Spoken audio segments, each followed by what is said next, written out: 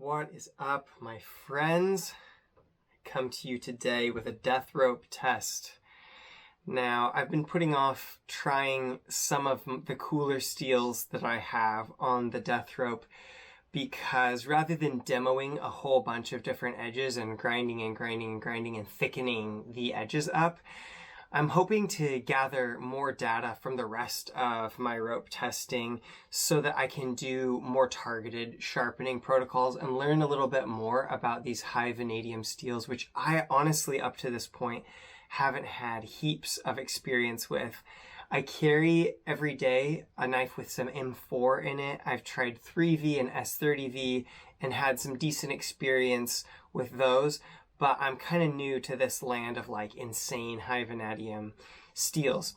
That said, I just finished a series on sharpening Vanex, and Vanex obviously responded very differently to the different sharpening steps and stones and strops that I applied to it than the Victorinox steels, which I have been testing and displayed some really different characteristics. So I started a stropping series and went through a bunch of strops and essentially found that I have been under stropping and under deburring these high carbide, high vanadium steels. And when I did that to Vanex, I got markedly better results. So I'd still like to revisit the death rope with some of these super cool steels, but I feel like I have enough info for at least a couple more tests.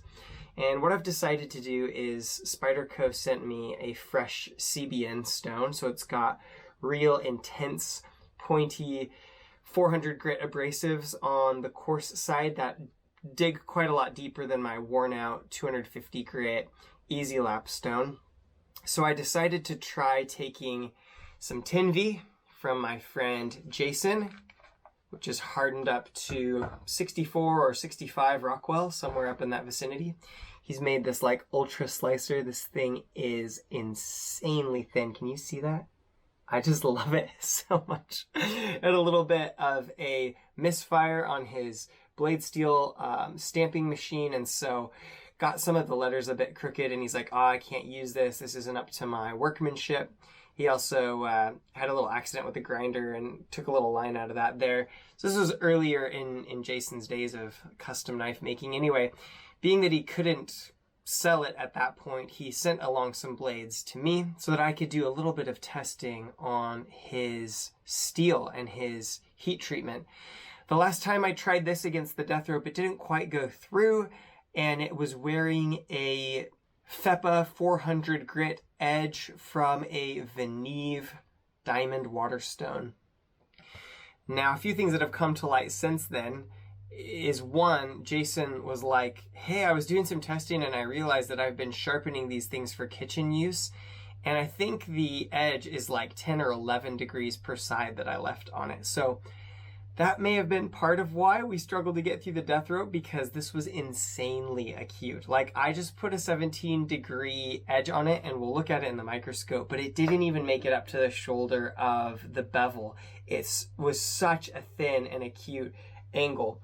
So this is still effectively the same thickness behind the edge. I'm not sure if the thickness behind the edge is one of the reasons why it struggled to handle the death rope last time. We'll sort of rule that out this time because we've got the same thickness behind the edge, and I've applied a more aggressive stone. So today I'm just testing to see if what we need in the equation of getting through the death rope is a more aggressive stone that's been more fully deburred on some diamond abrasives. Now, this I took from 1 micron Stroppy Stuff on basswood down to 0.25 micron diamond from Stroppy Stuff on a leather strop, and then down to 0.1 micron gunny juice on micarta. I've had some real interesting results from that. Let's take a look at it in the microscope, and then we'll get a best reading to see where it's sitting right now. I don't expect it will be like phenomenally low, being that it's off of a 400 grit stone, but hopefully we'll see some real wicked texturing on that edge in the microscope, and then we'll give it a test on the sandy, intense, high tensile polymer ship rope that kills almost all edges. All right, let's check it out. in the microscope.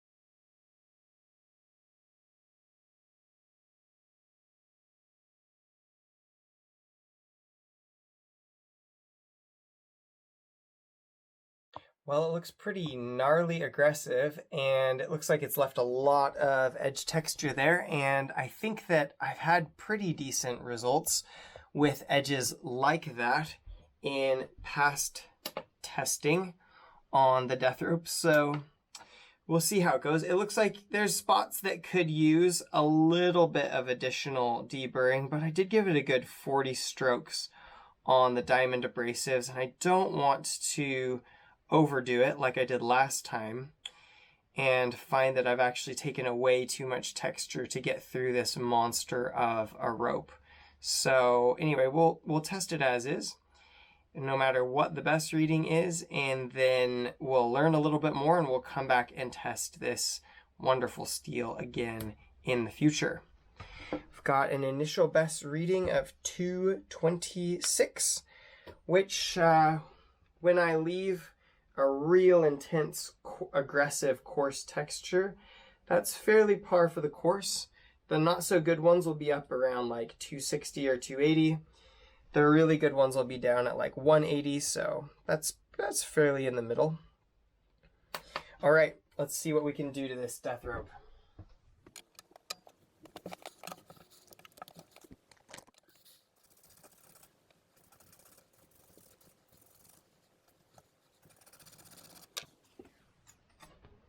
Well, that is absolutely the fastest that I have ever gotten through one strand of this death rope.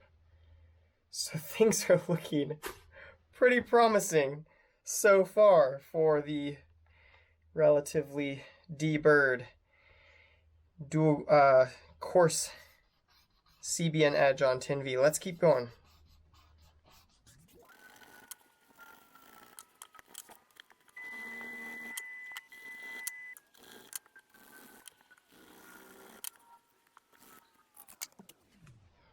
Two and a half strands down. Going strong. Come on, CPM 10V.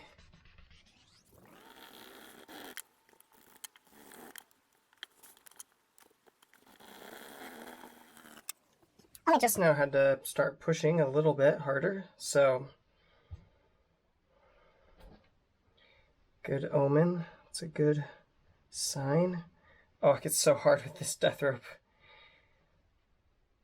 It gets so hard to see what's been done on it.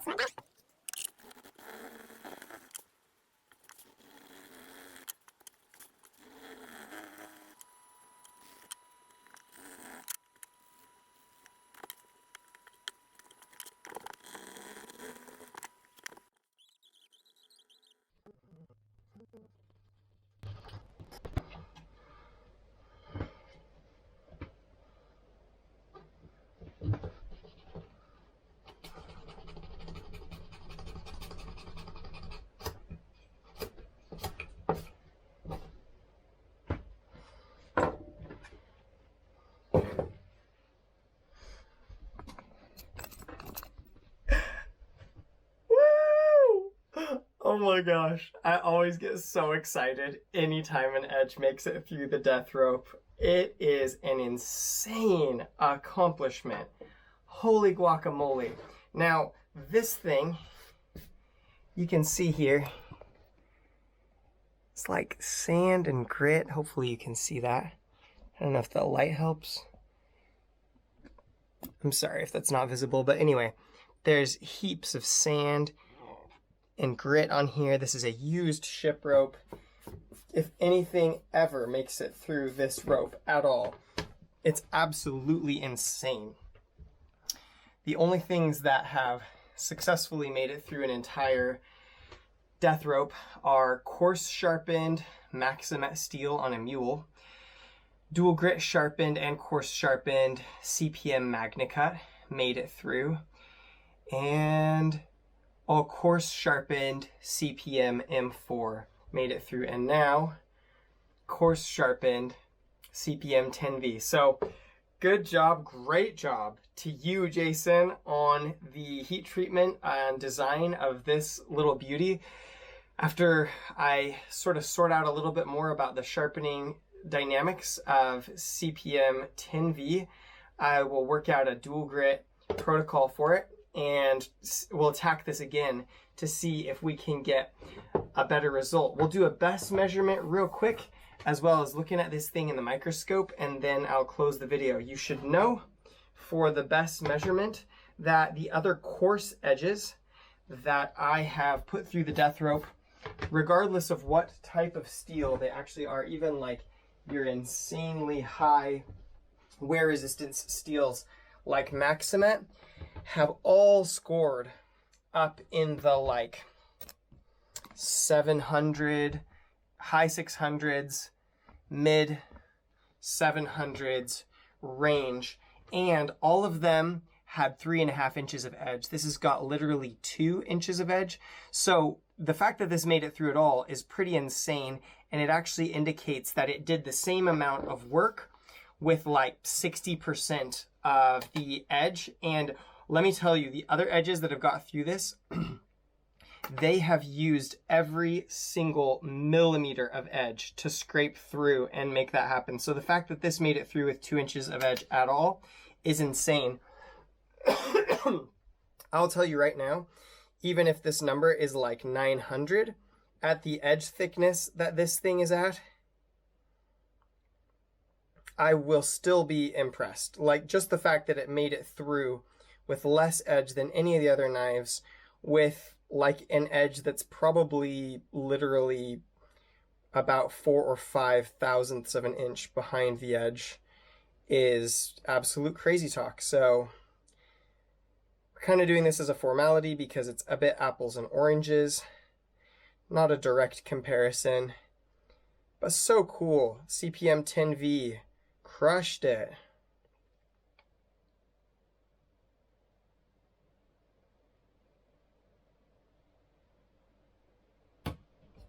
$557. Yes. Yes. I believe 557 is the best reading to come off of a coarse edge. Now, dual grit sharpened, Magna Cut went through the rope like nobody's business. It did have 3.5 inches of edge, but it went through the rope and got like a 390 or something like that. So I'll be very interested to see what this does. But hey, best coarse edge so far, thinnest edge to ever get through the death rope. Well done, Jason. We'll take a look at this in the microscope, and then I'll say goodbye to y'all.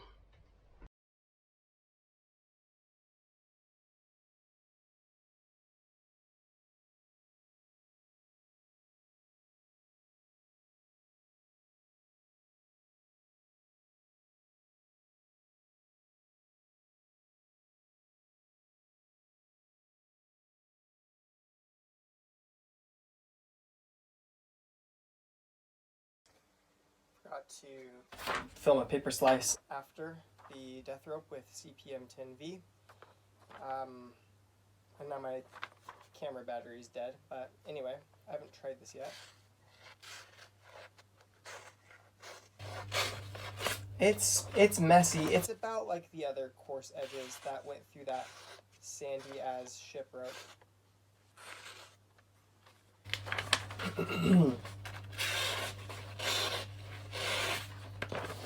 I would say that's a working edge, but it's not a nice edge. Very cool though to have a working edge off of the death rope. Are you kidding me?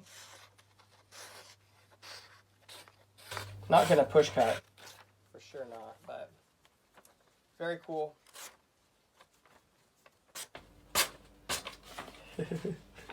All right.